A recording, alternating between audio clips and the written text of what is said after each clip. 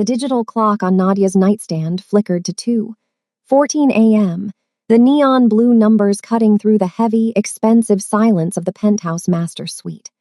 Beside her, Seo-jin Kang slept with the rigid, alert stillness of a predator who never truly closed both eyes, his tattooed chest rising and falling in a rhythmic vibration she had finally learned to trust. Unable to sleep, Nadia reached for her tablet to check the Gloria Brooks Foundation donor portal, expecting the usual trickle of small, heartfelt contributions from students and local businesses. Instead, the screen's white glare illuminated a number that made her blood turn to ice: $5 million.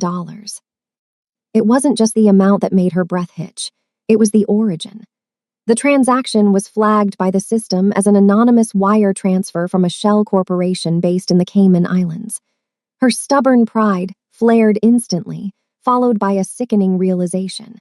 In the world of the Kang Syndicate, a $5 million gift from a ghost wasn't a blessing, it was a digital shackle. Nadia felt that familiar electricity crackle in the air as Seo-jin stirred, his narrow eyes snapping open as if he had sensed her heart rate accelerate. He sat up, the dark dragon on his neck appearing to writhe in the shadows. "You're shaking, Nadia," he rumbled, his voice like controlled thunder. "Someone just tried to buy my mother's legacy, Seo-jin," she whispered, turning the screen toward him. As his gaze landed on the offshore routing number, the calculating calm he had maintained since their wedding day shattered. His jaw hardened into a sharp, angular line she hadn't seen since the night he dismantled Dorian. "That account belongs to a dead woman," he said, his voice dropping into a grave vibration that carried the weight of a death sentence. "Yuna is back." "Hello, family. Before we continue, I would like to know where you are watching from. Drop it in the comments and also subscribe to this channel." Now let's go back into the story. The silence in the penthouse had transformed from a luxury into a weapon, sharp and cold. Nadia watched as Seo-jin rose from the bed, his muscular frame silhouetted against the floor-to-ceiling windows that looked out over the flickering diamond carpet of Manhattan. He didn't turn on the lights. The dragon was always most comfortable in the shadows where his secrets lived. He paced the length of the room with a calculated calm, but Nadia could see the way his fingers twitched, a rare crack in his pristine armor. $5 million, Nadia whispered, her thumb still hovering over the glowing tablet screen. "It's a specific number, Seo-jin. It's the exact amount Dorian claimed was missing from the syndicate's accounts before you dealt with him." Her stubborn pride wouldn't allow her to look away, even as the electricity in the room became suffocating. To her, the money was a stain on the Gloria Brooks Foundation, a calculated insult to her mother's legacy. Seo-jin finally turned, his narrow, focused eyes locking onto hers with a lethal intensity. "Dorian was a symptom, Nadia. He was a blunt instrument used by someone who understands the architecture of my life far better than a lieutenant ever could." He stepped toward her, the dark ink of the dragon on his neck appearing to pulse in the blue light of the tablet. "That routing number isn't just a location in the Caymans, it's a signature." Nadia felt the knot in her chest tighten. "You said it belongs to a dead woman. You said Yuna was gone." "I was told she was gone," Seo-jin corrected, his voice dropping into that low, grave vibration that always preceded a storm. He sat on the edge of the bed, the pressurized weight of his history settling between them. 12 years ago, Yuna hadn't just left him with the physical scars that marred his back. She had vanished with a set of encrypted ledger keys, the invisible shackles of the Kang Syndicate's offshore wealth.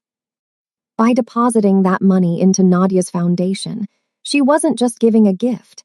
She was marking Nadia as an accomplice to the Syndicate's darkest financial history. Nadia reached out, her hand trembling slightly as she touched his forearm, tracing the edge of his sleeve tattoos. "She's using me to get to you. She's turned my fresh start into a crime scene." Seo-jin's grip tightened on the edge of the mattress until the wood groaned. "She wants to prove that no matter how much clean money you spend, you are still tied to the dragon. She wants to watch me choose between the Foundation's survival and your freedom." He looked at Nadia, his expression a mask of pride and lethal resolve. But Yuna forgotten one thing. 12 years ago, I was a man who had everything to lose. Now I am a man who has everything to protect. The air in the room seemed to thin as the realization settled. The Columbia ghost and the dragon were no longer just husband and wife. They were targets in a game designed by a woman who knew Seojin's every weakness. Nadia looked at the tablet one last time before locking the screen, plunging the room back into total darkness. The ghost in the ledger had spoken, and the war for Nadia's future and Seojin's soul had officially moved from the shadows of the past into the heart of their home.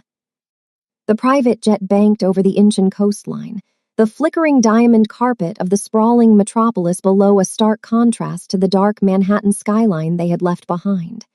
Inside the cabin, the air was thick with a pressurized weight, the kind of silence that usually preceded a syndicate purge. Nadia sat across from Seojin, watching the way his narrow, focused eyes tracked the descent.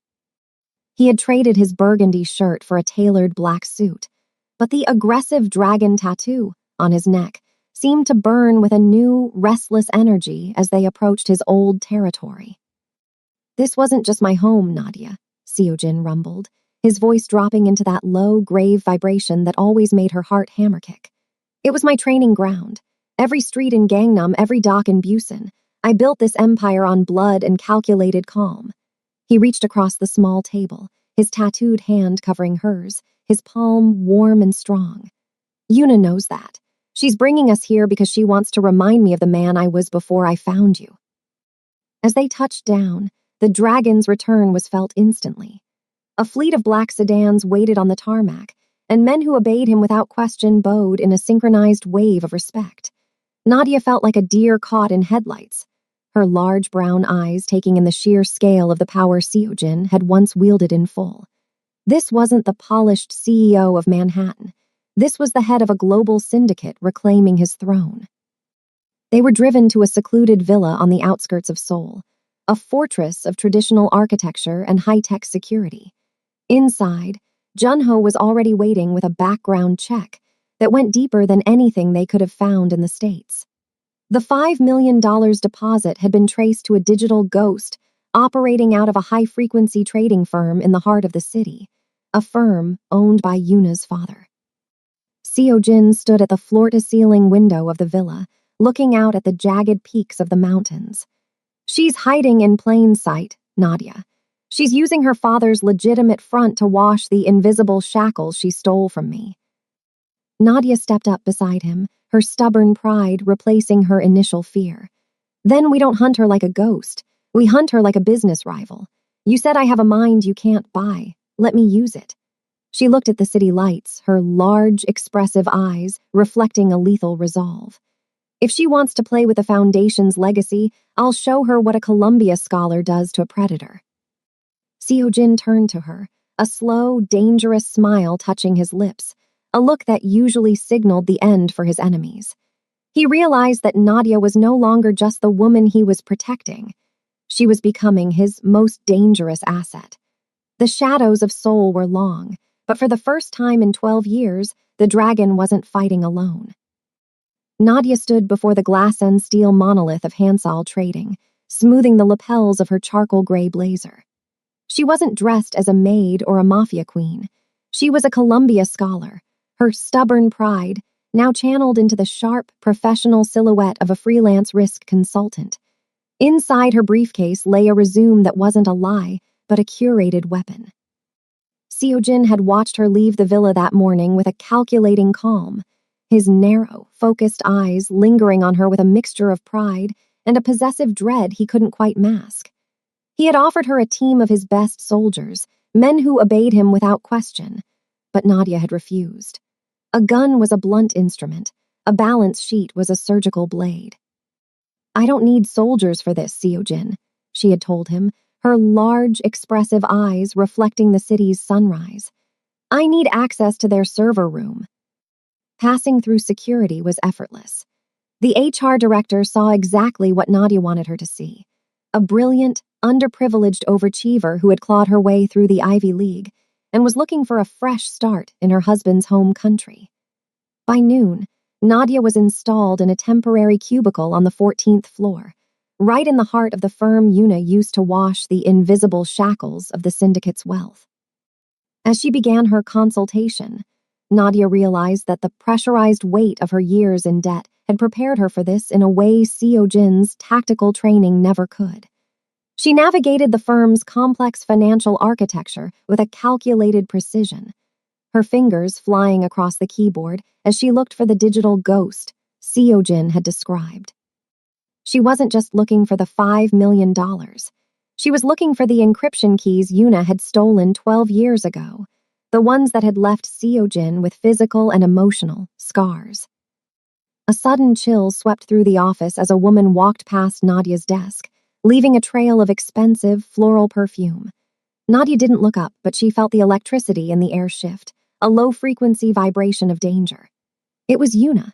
Seeing her in the flesh, a woman who moved with the same dominant authority as Seo Jin, made Nadia's heart hammer kick against her ribs.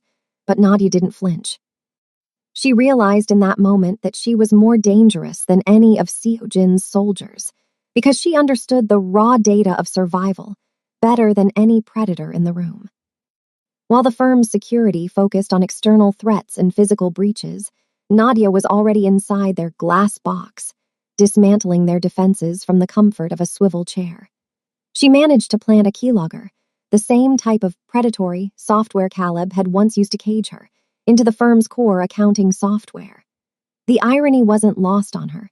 She was using the tools of her own trauma to protect the man who had reminded her she was worth saving. As she packed her bag at the end of the day, Nadia felt the knot in her chest loosening. She had the data. She had the access. She was no longer a deer caught in headlights. She was the one setting the trap. The cool, salt-tinged air of the Han River whipped through Nadia's hair as she stood on the observation deck of the Banpo Bridge. The flickering diamond carpet of Seoul's nightlife mirrored in the black water below. In her hand, she clutched an encrypted drive containing the evidence of Yuna's money laundering, the invisible shackles she had spent the day meticulously untangling. She was supposed to wait for Seo Jin's tactical team, but her stubborn pride had pushed her forward. She wanted to face the woman who had scarred her husband on her own terms. The electricity in the air shifted, turning heavy and cold as a shadow detached itself from the darkness.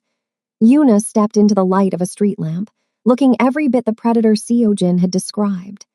Her dominant authority was a sharp contrast to Nadia's soft, oval face, but Nadia didn't flinch. "You have something that belongs to me, little scholar," Yuna said, her voice a low, melodic threat. Seo Jin always did have a weakness for broken things he could fix. "I'm not here for him," Nadia countered, her large, expressive eyes steady. "I'm here for the Gloria Brooks Foundation. You tried to use my mother's name as a crime scene. That ends tonight."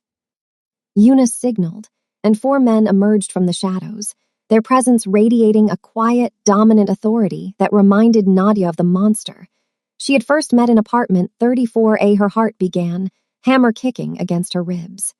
She was cornered, the bridges railing cold against her back. This was the moment she had feared, the point where her intellect was no longer enough to protect her from the raw data of survival. Suddenly, a low, grave vibration tore through the sound of the wind. "Step away from my wife." Seo Jin emerged from the darkness, his muscular frame silhouetted against the city lights. He didn't look like a CEO, he looked like the dragon, his narrow, focused eyes glowing with a lethal resolve that made even Yuna's men hesitate. He held a silenced weapon with calculated calm, his thumb resting over the safety. "Give me the word, Nadia," Seo Jin rumbled, his gaze never leaving Yuna. "One word and I dismantle everything she has ever built. But you have to choose. Do we play by your rules or mine?" Nadia looked at the drive, then at the man who had risked his legitimate empire to stand by her. Her stubborn pride warred with the reality of the threat. If she insisted on a clean legal victory, Yuna's men would likely overpower them before the authorities arrived.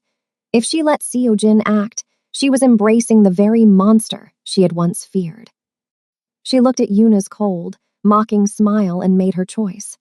"Secure the evidence, Seo Jin, by any means necessary." The dragon didn't hesitate. With a tactical response that was both terrifying and precise, he neutralized the threat in a blur of motion.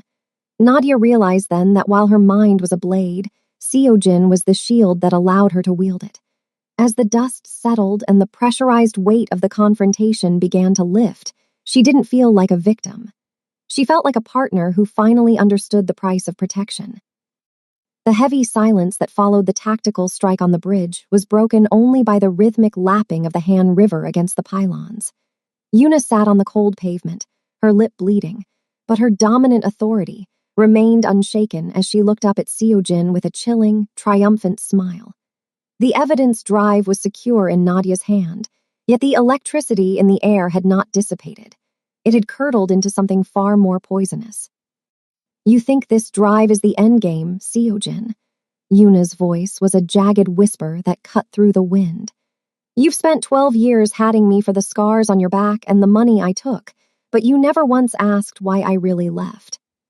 Seojin stood over her, his muscular frame cast in shadow, his jaw a sharp, angular line of calculating calm. "You left because you were a predator who found a better deal," he rumbled, his voice a low vibration of controlled thunder. He moved closer, the dark dragon on his neck appearing to pulse under the flickering street lamps. Yuna laughed, a hollow sound that made Nadia's heart hammer-kick with a new, instinctive dread. "I didn't just find a deal. I was the distraction. Do you really believe your sister died because of a random rival hit 12 years ago?" The dragon froze. The loss of his own sister was the singular trauma that had forged his intimidating stillness, a wound he had tried to heal by protecting Nadia. Nadia stepped forward, her large, expressive eyes searching Yuna's face for the lie she hoped was there. "Explain yourself," Nadia commanded, her stubborn pride demanding the truth even as she feared it. "Your father's rivals didn't kill her, Seojin," Yuna spat, her eyes gleaming with lethal resolve. "She was killed because she found the ledger keys I was supposed to steal. She was going to tell you that your own board of directors, the men you call your trusted inner circle, were the ones selling your territory to the Philadelphia Mortys. I didn't just leave you. I was paid to keep you occupied while they erased her. I was the price of your survival, and she was the collateral." The revelation hit Seojin with the force of a tactical response he hadn't prepared for. His calculating calm shattered, replaced by a raw, visceral grief that made him stagger back. The invisible shackles hadn't been held by Yuna alone. They were held by the very foundation of the empire he had spent a decade building. Nadia moved instinctively to his side, her warm and strong hand anchoring him as he spiraled.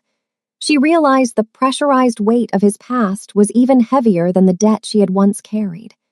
Yuna hadn't just returned for money. She had returned to dismantle the dragon's sense of justice. "She's lying to save herself," Nadia whispered, though her mind was already connecting the raw data of survival. "Check the dormant files, little scholar," Yuna mocked, looking at Nadia. "See who authorized the security bypass the night the sister died. It wasn't a ghost. It was the men who still sit at Seojin's table." Seojin looked at the flickering diamond carpet of the city, his narrow, focused eyes seeing a landscape of betrayal he had been blind to for 12 years. The dragon wasn't just facing an old flame. He was facing the realization that his entire legitimate empire was built on the blood of the one person he was meant to protect. As the police sirens grew louder, Nadia felt the knot in her chest tighten once more. The hunt for Yuna was over, but the war for the Kang Syndicate's soul and the truth behind a sister's death had only just begun. Back at the villa, the air was thick with the pressurized weight of the truth Yuna had unearthed. Seojin stood by the window in a state of intimidating stillness, his narrow, focused eyes fixed on the dark horizon as he grappled with the realization that his own board members had orchestrated his sister's death. Nadia didn't offer empty words. She knew that in this world, the only way to dismantle a lie was with cold, hard data. She sat at the mahogany desk, her stubborn pride fueling a calculated precision as she opened her laptop to begin the purge. She bypassed the initial firewalls of Hansol trading using the keylogger she had planted earlier, her large, expressive eyes, reflecting lines of cascading green code.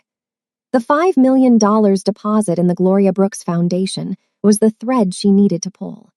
She followed the digital trail through a labyrinth of offshore shell companies, navigating the invisible shackles that had bound Seojin's assets for 12 years.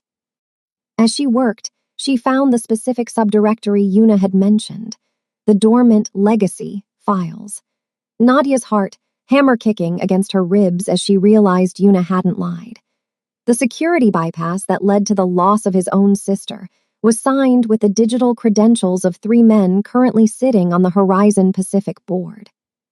"I have them, Seojin," she whispered, her voice a sharp contrast to the silence. Seojin moved to stand behind her, his muscular frame casting a shadow over the keyboard. He watched as Nadia initiated the purge. With a few keystrokes, she rerouted the $5 million back to a neutral escrow account, effectively clearing the Foundation's name of any money laundering ties. Then, she turned her attention to the stolen assets. She executed a tactical response in the digital realm, triggering a series of cascading failures in Yuna's offshore accounts. One by one, the lost funds, the wealth built on the Kang Syndicate's blood, began to flow back into Seojin's primary accounts. The $2 billion empire was being made whole again, not through a Mafia hit, but through the intellect of the woman he had once hired to clean his floors. "The money is back," Nadia said, her voice dropping into a low, steady tone as she finalized the encryption. "And I've locked the board members out of every subsidiary. They are financially paralyzed." Seojin placed a warm and strong hand on her shoulder. The knot in his chest that had been there for over a decade didn't fully disappear, but it shifted. He realized that Nadia was more dangerous than any soldier because she didn't just kill enemies. She erased their reason for existing. The digital purge was complete, reclaiming his past and securing her mother's name. For the first time, the dragon saw a future where he wasn't just surviving a hunt, but actually living beyond the shadows. The morning sun filtered through the villa's windows, but the electricity in the air remained sharp as the 3 treacherous board members were brought into the living room, their faces pale with the raw data of survival. They were men who had once obeyed Seojin without question. Yet for 12 years they had thrived on the blood of his sister, believing their betrayal was buried under layers of invisible shackles. Seojin stood before them, his muscular frame silhouetted against the light, his jaw a sharp, angular line of calculating calm. Nadia stood by his side, her large, expressive eyes fixed on the evidence flashing on her laptop screen, the digital signatures that had authorized a sister's execution. She felt the pressurized weight of the moment. Every stubborn pride in her expected the dragon to emerge, to deliver a tactical response that would leave these men as ghosts in the mountains of Seoul. One of the men, a senior director who had known Seojin since he was a boy, began to stammer.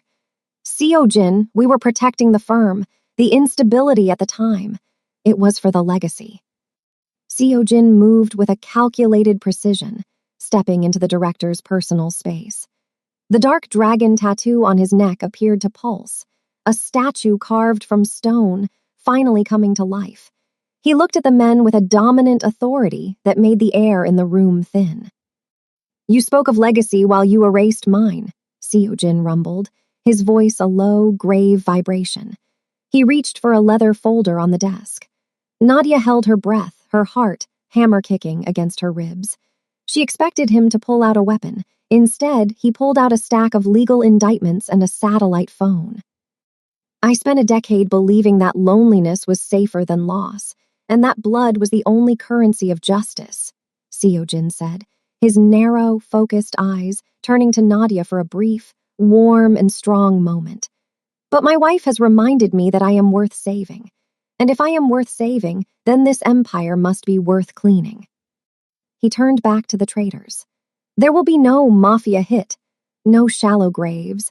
You will be handed over to the Supreme Prosecutor's office. Every digital crumb Nadia found, every invisible shackle you used to bind my assets, will be used to ensure you spend the rest of your lives in a cage of the law's making." The board members looked at each other in shock. In the world of the Kang Syndicate, mercy was a word that didn't exist. But this wasn't mercy. It was a permanent transformation. Seo-jin was dismantling the dragon to become the man Nadia believed he could be. "The police are at the gates," Seo-jin commanded, his intimidating stillness finally breaking into a lethal resolve. As the authorities led the men away, Nadia felt the knot in her chest loosen in a way it never had before. She realized that Seo-jin's choice wasn't just about justice for his sister, it was a gift to their future. He had proven that he would no longer trade one set of shackles for another. By choosing the light of the law over the shadows of the syndicate, he had finally cleared the path for a life that was truly worth living. The aftermath of the purge left a pressurized weight hanging over the villa, a silence that was no longer predatory, but heavy with the administrative burden of a fractured empire. Nadia sat in the library, the Columbia ghost, now haunted by a different kind of data, the logistics of stabilizing a multi-billion-dollar syndicate while keeping the Gloria Brooks Foundation above the fray. As she reviewed the asset recovery reports, she realized she was no longer just the woman Seo-jin was protecting. She had become the queen of the syndicate, the intellectual anchor holding his world together. Every stubborn pride she possessed was tested as she balanced the raw data of survival with her own moral compass. It wasn't just about scholarships anymore. It was about the families of the men who had remained loyal, the legitimate employees of Horizon Pacific who had no idea their pensions were nearly erased by ghosts, and the delicate, calculated calm required to transition Seo-jin's assets into a transparent era. Seo-jin entered the room, his muscular frame moving with a grace that was less dragon and more partner. He leaned over her shoulder, his warm and strong hand resting on the back of her chair. "You've been at those ledgers for 6 hours, Nadia. Even the most dangerous man in New York knows when to take a break." "I can't just step back, Seo-jin," she replied, her large, expressive eyes tired but burning with a lethal resolve. "If I don't bridge the gap between your old world and the Foundation, the invisible shackles will just find a new way to bind us." She looked at the screen, where a charity gala invitation sat next to a tactical security report. "I used to think I was just paying off a debt. Now I'm the one responsible for the interest." Seo-jin turned her chair to face him, his narrow, focused eyes reflecting a deep respect. He realized that the price of the crown was a weight they now shared equally. "I spent my life believing that power was a trap or a weapon," he rumbled, his voice a low, grave vibration. "But watching you navigate this, you've turned my empire into an investment in a future I didn't think I deserved." He reached out, tracing the line of her jaw with the calculated precision of a man who finally understood that his wife was more dangerous and more vital than any soldier. The knot in her chest tightened, but not from fear. It was the realization that being the queen didn't mean losing herself. It meant expanding her stubborn pride to cover a whole city. She was no longer just a broke housekeeper. She was the architect of a new kind of power, one where mercy was a choice and justice was a baseline. As the city lights of Seoul began to flicker outside, Nadia closed her laptop. The transition was far from over, and the electricity in their lives would always be high voltage, but she was no longer a deer caught in headlights. She was the woman who had cleaned the dragon's house and ended up ruling his heart and his empire. The grand ballroom of the Lot World Tower sparkled, a flickering diamond carpet of elite Seoul society and global philanthropists gathered under the soft glow of crystal chandeliers. This was no longer a syndicate meeting in the dark. It was the birth of a new era, a night where the invisible shackles of the past were replaced by the gold-embossed invitations of the Gloria Brooks Foundation. Nadia stood at the center of the room, her natural curls styled in an elegant sweep, her deep brown skin radiant against a floor-length gown of champagne silk. She was the queen of the syndicate, moving with a dominant authority that made even the most skeptical billionaires bow in respect. Beside her, Seo-jin Kang was a statue carved from stone, finally touched by the sun. He wore a tailored charcoal suit that hid the physical scars on his back, but the dark dragon on his neck remained a visible reminder of the monster He had once been a monster who had been reminded he was worth saving. As he looked at Nadia, his narrow, focused eyes held a warm and strong light that had nothing to do with the paparazzi's flashes. The room went silent as Seojin stepped to the mahogany podium. He didn't look at his teleprompter. He looked at Nadia. 12 years ago, I believed that power was a weapon meant to keep the world at a distance. His voice rumbled, a low, grave vibration that carried to every corner of the ballroom. I believed that my empire was a fortress built on isolation, but I was wrong. My wife has taught me that the only power worth holding is the kind that builds a bridge. Tonight, Seojin continued, his calculating calm now serving a higher purpose, we are announcing the global expansion of the Gloria Brooks Foundation. We are committing an additional $100 million to establish centers in New York, Seoul, and beyond, focusing on providing fresh starts for those the world has tried to break. The applause was a pressurized weight of approval, a roar that signaled the full merger of their two worlds. The Dragon and the Columbia Ghost had successfully turned a syndicate into a legacy. Nadia joined him on stage, her large, expressive eyes shimmering with a mix of stubborn pride and relief. The knot in her chest was finally, irrevocably gone. They had moved past the debt, the late-night confrontations, and the raw data of survival. As they looked out at the crowd, Nadia realized that their partnership was the most successful investment either of them had ever made. In the shadows of the balcony, she saw Junho nod, a silent acknowledgement that the purification of the syndicate was complete. The predator at rest had finally found a home that didn't require him to hide. As the music swelled and the celebration began in earnest, Nadia leaned into Seojin's side. They were no longer running from the past or fighting for the future. They were simply living in it. The new era hadn't just begun for the foundation. It had begun for the man who had once waited in the dark for a maid, only to find a queen who could rule by his side.